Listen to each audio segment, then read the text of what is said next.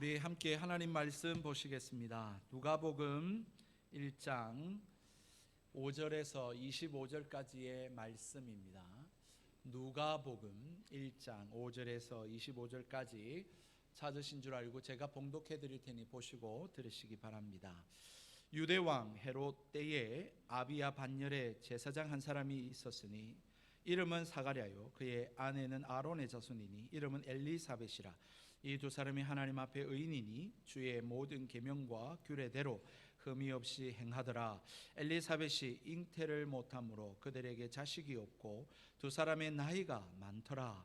마침 사가랴가 그 반열의 차례대로 하나님 앞에서 제사장의 직무를 행할새 제사장의 전례를 따라 제비를 뽑아 주의 성전에 들어가 분향하고 모든 사람은 그 분향하는 시간에 밖에서 기도하더니 주의 사자가 그에게 나타나 향단 우편에 선지라. 사가랴가 보고 놀라며 무서워하니 천사가 그에게 이르되 사가랴여 무서워하지 말라. 너의 간구함이 들린지라. 내 아내 엘리사벳이 내게 아들을 낳아 주리니 그 이름은 요한이라 하라. 너도 기뻐하고 즐거워할 것이요 많은 사람도 그의 태어남을 기뻐하리니 이는 그가 주 앞에 큰 자가 되며 포도주나 독한 술을 마시지 아니하며 모태로부터 성령의 충만함을 받아 이스라엘 자손을 주 곧 그들의 하나님께로 많이 돌아오게 하겠음이라. 그가 또 엘리야의 심령과 능력으로 주의 앞에 먼저 와서 아버지의 마음을 자식에게 거스르는 자를 의인의 슬기에 돌아오게 하고 주를 위하여 세운 백성을 준비하리라.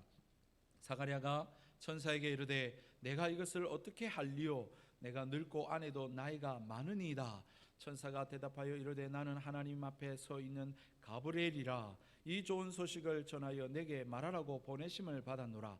보라, 이 일이 되는 날까지 내가 말 못하는 자가 되어 능히 말을 못하리니 이는 내가 내 말을 믿지 아니함이거니와 때가 되면 내 말이 이루어지리라 하더라. 백성이 사가랴를 기다리며 그의 성전 안에서 지체함을 이상히 여기더라. 그가 나와 그들에게 말을 못하니 백성들이 그가 성전 안에서 환상을 본 줄 알았더라.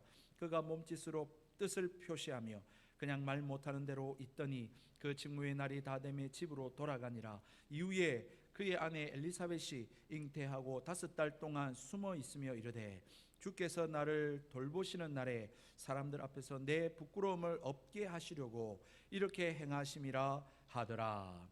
아멘. 사랑하는 성도 여러분, 역사적으로 인류 가운데에 최장기 스테디셀러 그리고 베스트셀러는 다름 아닌 성경입니다. 그럼에도 불구하고 이 성경이 이 사회에서 많은 역사 가운데 도전을 받고 또 위협을 받아왔다는 사실을 알고 계십니까? 프랑스 계몽기의 대표 철학자로 꼽히는 볼테르, 그는 이렇게 말했습니다. 성경은 거짓이다. 성경이 거짓이라는 사실을 증명하기만 하면 기독교는 오래가지 않아 역사에서 사라질 것이다 라고 호언장담하기도 했습니다. 왜 하나님을 믿지 않는 사람들은, 왜 예수님을 구주로 믿지 않는 사람들은 이 성경에 대해서 부정하고 싶어 할까요? 왜 이 성경을 없애려고 할까요? 왜 이 성경에 대해서 거짓이라는 이야기를 할까요? 성경을 접해본 사람들이 이런 이야기를 종종 하더군요. 성경요? 읽어봤습니다. 그런데 성경에는 믿을 수 없는 이야기들이 가득 차 있더군요. 물이 포도주로 변화된다라고 한다든지, 또한 사람이 물 위를 걷는다고 한다든지, 또한 죽은 자가 살아난다든지, 처녀가 잉태하여 아들을 낳는다든지, 이렇게 믿을 수 없는 거짓되고 꾸며낸 신화 같은 이야기들이 가득하더군요. 그 이야기만 빼고 우리의 삶에 도움이 되고 유익을 주는 그런 글들만 마음에 새겨들으면 좋을 것 같습니다. 사랑하는 성도 여러분, 어떻게 생각하십니까? 성경을 많이 읽어본 사람들이 왜 성경에 나타나는 기적과 이적과 그 놀라운 일들은 빼버리고 도덕적이고 윤리적이고 교훈적인 그러한 사실들만 받아들이려고 하는 것일까요? 여러분은 어떻게 생각하십니까? 여러분들은 성경을 읽어보셨습니까? 그 성경 창세기부터 요한계시록까지 나타나는 그 놀라운 기적과 이적과 그 놀라운 일들에 대해서 여러분은 액면 그대로 받아들이고 믿으십니까? 아멘 하시는 분들은 정말로 대단하신 분들이에요. 어떻게 그게 믿어지세요? 여러분, 이건 너무 놀라운 일이 지금 일어나지도 않는 일인데 여러분 대단하신 분들인 것입니다. 여러분, 이성적으로 논리적으로 도대체 믿을 수 없는 일들, 여러분 이것을 어떻게 믿을 수 있다는 말입니까? 이것은 무엇을 말해주고 있는 것일까요? 여러분, 오늘 본문에 세례 요한에 대한 수태고지가 기록되어져 있습니다. 우리는 이 세례 요한에 대해서 잘 모르지만 유대인들은 누구나 할 것 없이 다 아는 유명 인사가 바로 이 세례 요한입니다. 이 세례 요한에 대한 탄생의 예고의 내용이 오늘 우리가 읽은 성경이에요. 그런데 이 성경에 초자연적인 기적이 일어나고 있어요. 천사가 나타난다는 등, 또 사가랴가 말을 못한다는 등, 여러분 이러한 초자연적인 기사가 등장하고 있는 거예요. 여러분, 사복음서 중에 여러분 유일하게 세례 요한의 탄생에 대해서 기록하고 있는 성경이 바로 이 누가복음입니다. 누가는 이 사실을 기록하기 이전에 우리가 지난주에 살펴보았듯이 1절로부터 4절에 내가 자세히 살펴본 사실 그대로를 나는 기술했다, 그렇게 이야기를 하고 있는데 말입니다. 그는 자기가 기술하는 것이 거짓말이 아니고 신화가 아니고 꾸며낸 이야기가 아니라 우리가 다 아는 바대로 역사 사실 그대로를 나는 기록하고 있다라고 밝힌 바 있었습니다. 그리고 나서는 세례 요한, 우리가 다 알고 있는 세례 요한을 이야기하는데 이 세례 요한의 탄생 기사에 천사가 나타나고 있고 말 못하는 일들이 일어나는 이상한 일들이 벌어지고 기록되고 있는 것입니다. 여러분, 그 역사성을 밝히기 위해서 5절에는 이렇게 말합니다. 유대왕 헤롯 때에 아비야 반열의 제사장 한 사람이 있었으니, 여러분 오늘날은 AD, BC라고 하는 역사의 기점을 나누고 그것을 사용하는 기호가 있지만 여러분 고대에는 그런 기준도 없었고 그런 기호도 없었어요. 그러면 역사의 그 시점들을 어떻게 알리려고 할 수 있었을까요? 바로 이러한 것이죠.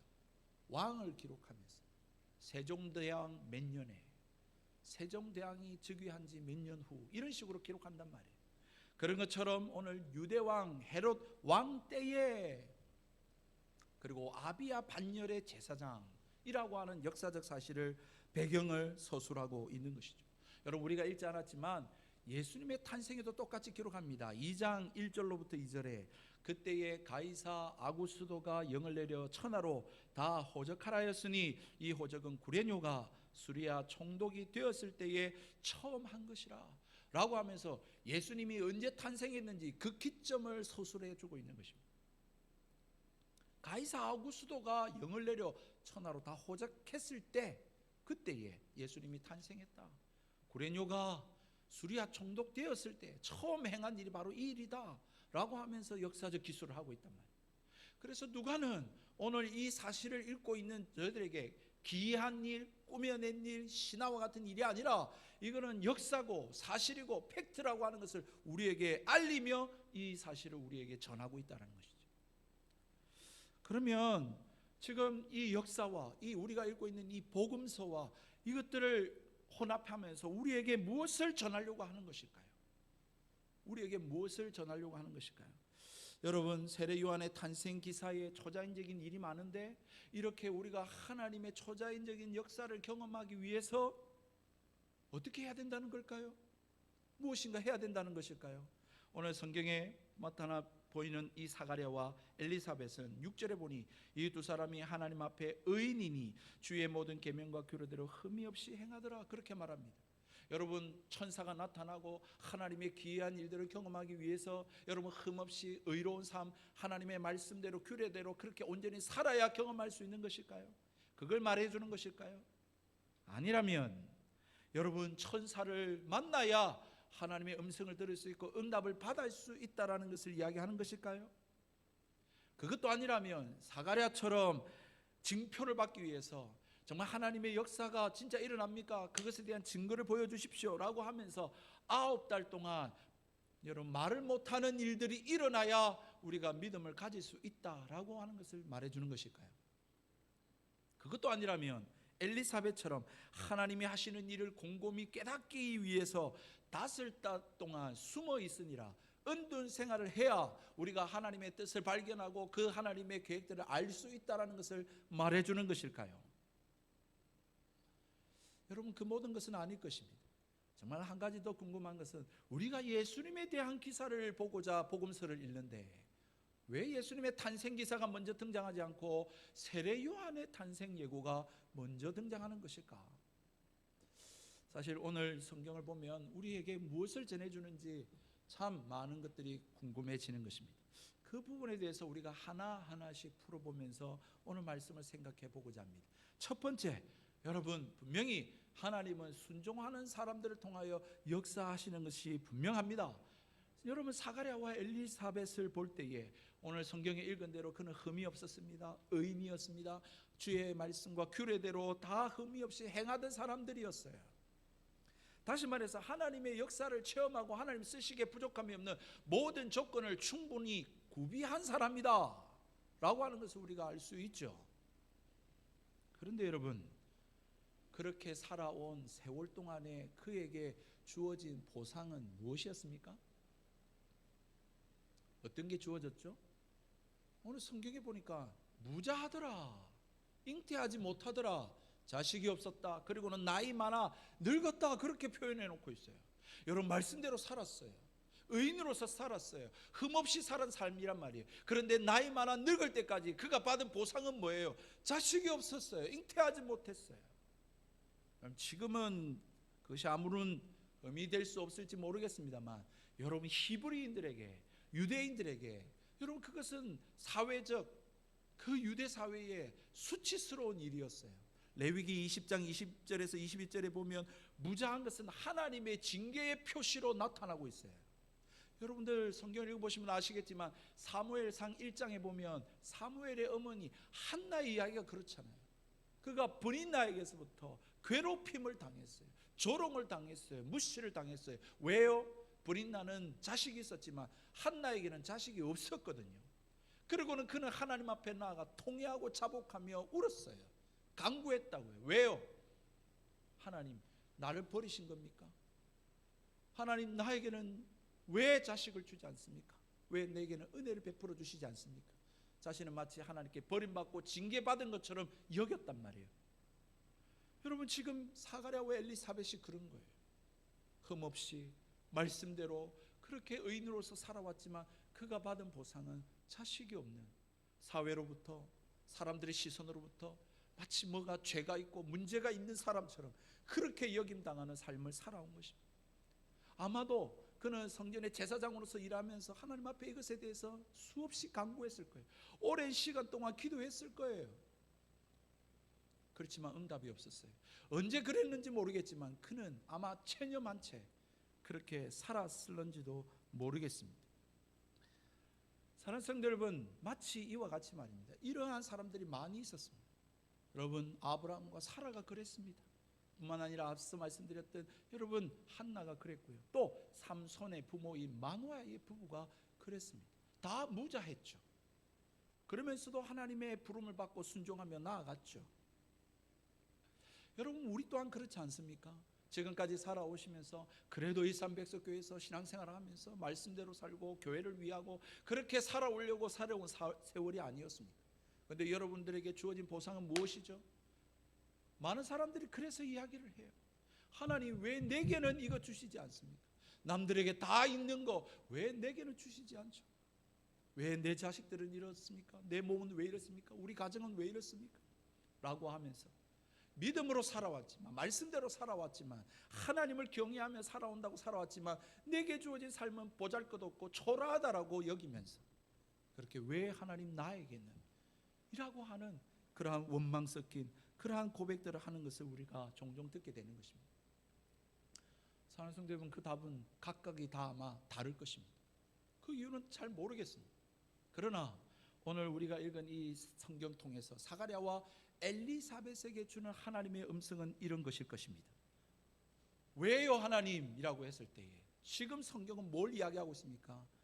나의 장래의 계획을 너에게 보여주기 위해서, 나의 놀라운 계획에 너를 참여시키기 위해서 내가 이때까지 그렇게 두었노라, 그렇게 말씀하고 있는 것 같은 것입니다. 여러분, 이것이 속 시원한 대답은 아닐 거예요. 마음에 별로 안 들어요. 다시 말하면 무엇입니까? 너의 인생, 그러한 인생, 내가 하나님의 영광을 나타내고 나의 계획을 성취하기 위해서 그렇게 한 퍼즐을 남겨둔 것이다, 그렇게 이야기하고 있는 거예요. 여러분, 사랑하는 성도 여러분, 그렇습니다. 여러분들에게 오래된 기도 제목이 있으십니까? 답답한 일들이 있어요? 아직도 풀려주지 않은 숙제가 있으세요? 여러분, 그러나 그것들은 하나님의 계획 속에 하나님의 영광을 드러내기 위해서 여러분 남겨놓으신 퍼즐인 줄을 믿으시길 바랍니다. 문제는 무엇입니까? 이 말씀을 통해서 하나님 우리에게 뭘 이야기하는 거예요? 그 뜻은 우리가 다 헤아릴 수 없다 할지라도, 그 답을 다 알고 살아갈 수는 없다 할지라도, 오늘 엘리사벳처럼 사가랴처럼 하나님 앞에서 변함없이 그렇게 예배하고 의인으로서 유례와 균례와 법도를 따라서 그렇게 하나님 앞에서 좌로나 우로나 치우치지 않고 약속의 말씀 붙들고 살아가야 한다라고 하는 사실인 것입니다. 그게 성도의 본분이에요. 여러분, 다 이해하고 다 알고 예수 믿는 건 아니에요.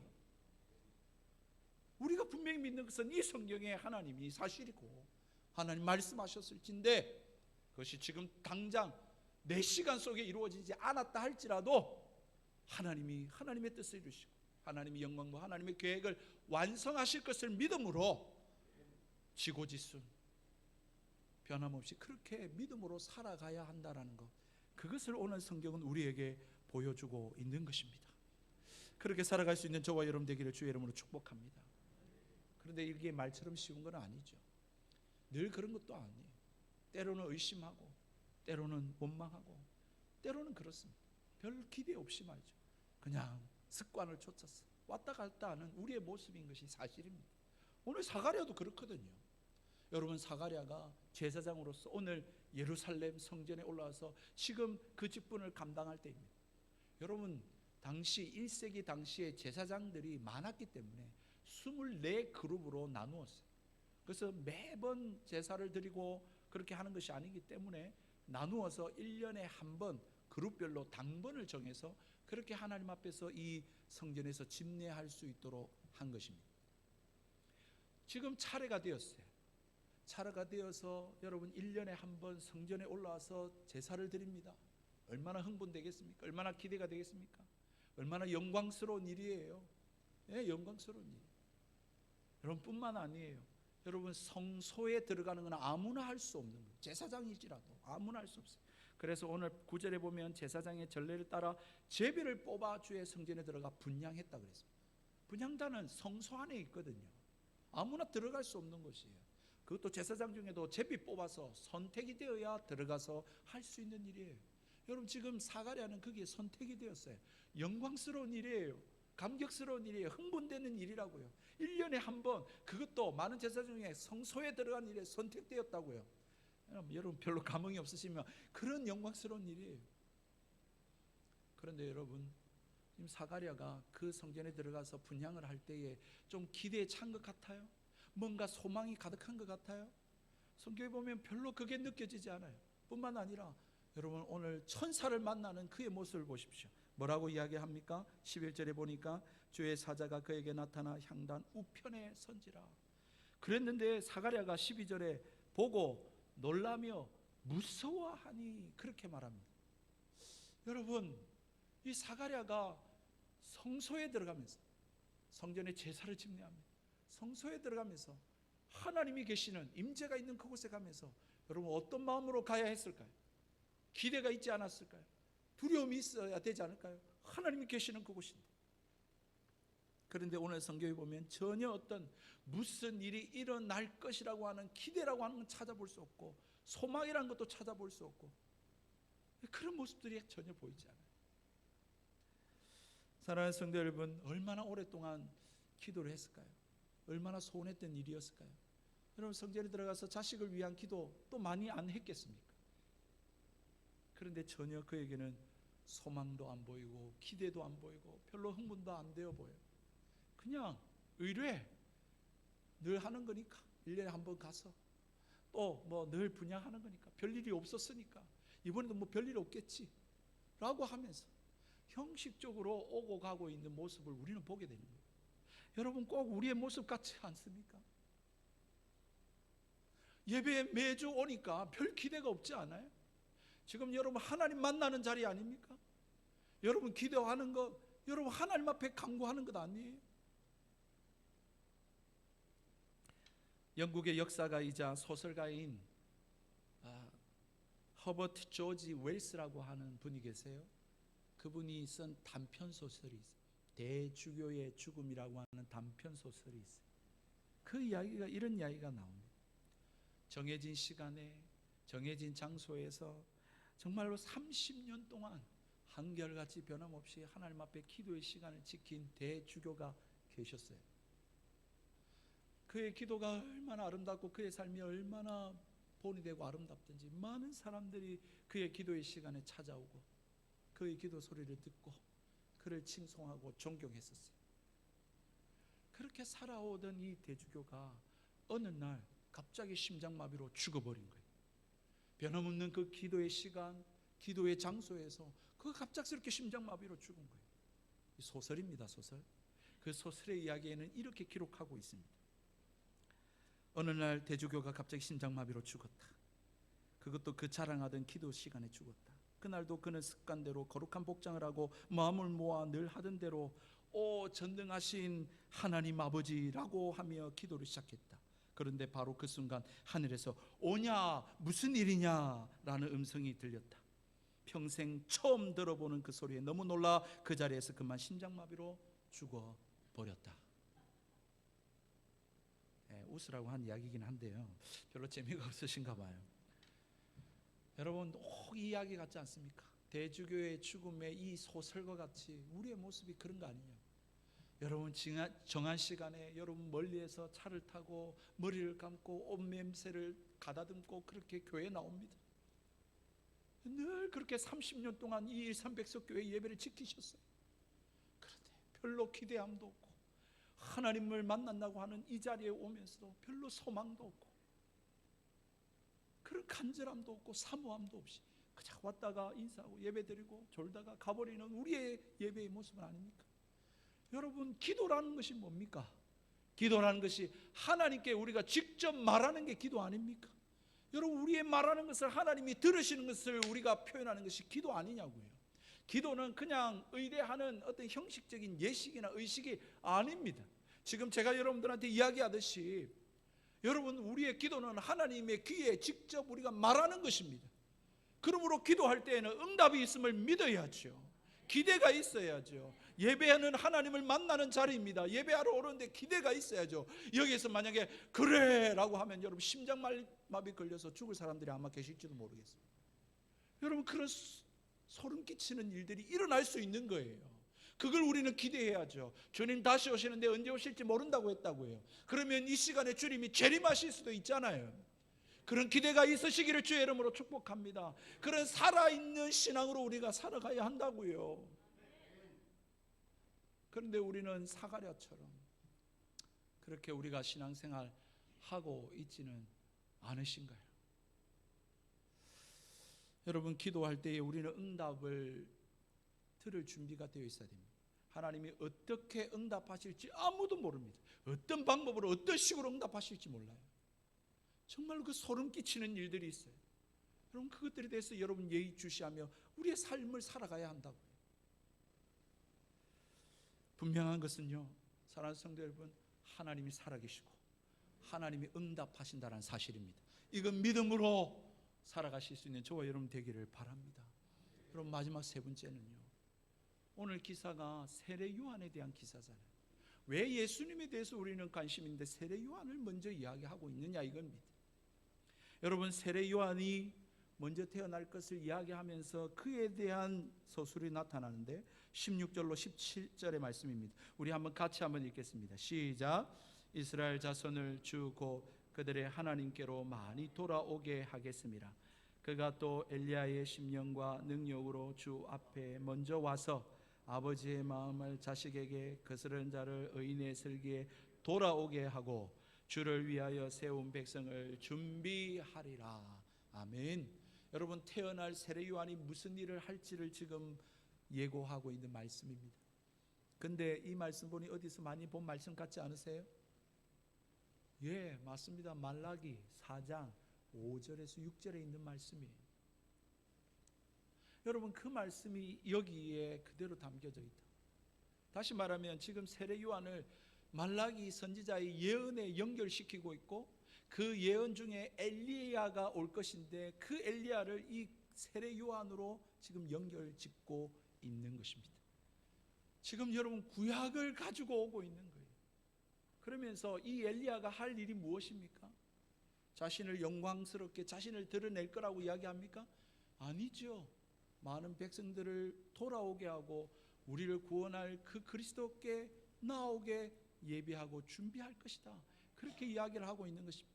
여러분, 우리가 이 말씀을 볼 때 이제 세례 요한에게 왜 사람들이 그 외땅고 광야의 사람들이 몰려왔는지를 알게 될 것입니다. 왜 세례 요한에게 회개의 세례를 받았는지를 알게 될 것입니다. 그것은 세례 요한 자신을 드러내기 위함이 아닙니다. 자신이 메시아임을 나타내기 위함이 아닙니다. 자신을 쫓고 따르게 만들기 위함이 아닙니다. 그가 한 일은 무엇이냐면 내 다음에 오실 분, 바로 예수 그리스도, 그분을 주목하게 하고 그분을 믿게 만들고 그분을 따를 수 있도록 준비하기 위해서 자신이 왔음을 고백하고 있는 것입니다. 여러분, 약속의 성취를 이야기하고 있는 거예요. 세례 요한을 봐라. 그가 말라기 선지자가 예언한 그 예언이 아니냐. 그가 예언한 바대로 또한 오실 예수님을 그가 예언하고 있고, 예수님 그분 역시 예언된 약속의 메시아다. 그거를 이야기해 주고 있는 것입니다. 이사야는요, 여러분, 바벨론에 포로되었던 이스라엘 백성들이 돌아오게 될 것을 예언했습니다. 그래서 시온의 대로로 그의 백성들이 돌아올 것이라고 이야기했다고요. 여러분, 이번에는 누가가 여러분 세례 요한에 대해서 예언을 하면서 세례 요한이 예수님이 오실 것을 이스라엘 백성들로 로마의 지하 아래 고통당하고 있는 이스라엘 백성들이 예수님께로 인도하고 돌아오게 할 것이라고 이야기합니다. 그러면 마지막으로 예수님이 오셔서 그분은 무슨 일을 하시겠습니까? 하나님을 알지 못하고 자신의 정욕과 자신의 안위와 자신만을 위해서 살아가고 죄 가운데 머물고 사단의 종노릇하고 있는 이 땅의 인간들에게 하나님 아버지께로 예수 그리스도께서 돌아오게 하실 것이라고 말씀하고 있는 것입니다. 그것이 성취되고 있는 것을 지금 자세히 살펴본 누가가 기록해 놓고 있는 거예요. 사랑하는 성도 여러분, 그분이 오셨습니다. 예수님 믿으시기를 주의 이름으로 축복합니다. 그분이 이 땅에 한평생 살다가 죽어 어디로 갈지 모르는 이 인생들을 위하여 구원을 베푸시기 위해서 이 땅에 오신 것입니다. 그 예수님의 오심을 전하기 위하여 세례 요한이 먼저 왔습니다. 그리고는 그분이 오실 거라, 우리를 죄에서 구원하실 자, 보라 하나님의 어린 양, 그가 오실 것을 그는 말을 하고 증거하고 있는 것입니다. 사랑하는 성도 여러분, 정말 우리가 이 땅에 살면서 불의한 일들을 봅니다. 나는 말씀대로 살고 믿음으로 살고 착하게 산다고 사는데 나는 왜 이런가? 이해할 수 없는 불의한 일들을 경험합니다. 그때에 하나님 뭐라고 말씀하십니까? 그때가 여러분 언제가 될는지 모르겠지만 하나님께서 나를 향한, 우리를 향한 하나님의 뜻과 계획, 그리고 하나님의 영광을 나타내실 것이다. 그러므로 그 불의한 세상 가운데서도 약속의 말씀을 붙들고 변함없이 좌로나 우로나 치우치지 말고 이 말씀의 길을 살아가야 한다라고 우리에게 말씀합니다. 뿐만 아니라 사랑하는 성도 여러분, 이 세상을 살다가 보면 여러분 정말로 우리가 덧없이 살아갈 때가 있습니다. 아무런 소망 없이 그냥 무덤덤하게 이제 더 이상 기대도 없고 소망도 없고 흥분도 없이 그냥 그렇게 하루하루 살아갈 때가 있습니다. 그러나 아니요, 우리가 이 땅에 하나님 약속 붙들고 무덤덤하게 한결같이 변함없이 이 길 간다 할지라도 우리에게 소망이 있음을 믿으시기 바랍니다. 여러분 기대로 살아가시기 바랍니다. 언제 어떻게 하나님이 그 전능하심을 나타내고 어떻게 역사하실지 모릅니다. 우리 일산백석교회를 어떻게 하나님 부흥케 하실지 모른다고요. 여러분의 가정에 어떤 역사가 일어날지 모른다고요. 여러분이 오랫동안 기도했던 것이 언제 어떻게 누구를 통해서 이루어질지 모른다고요. 그래서 여러분 자녀들에 대해서 함부로 말을 하면 안 됩니다. 정말로 어떻게 될지 몰라요. 이 아이가. 여러분 주변에 있는 사람들한테 함부로 하시면 안 돼요.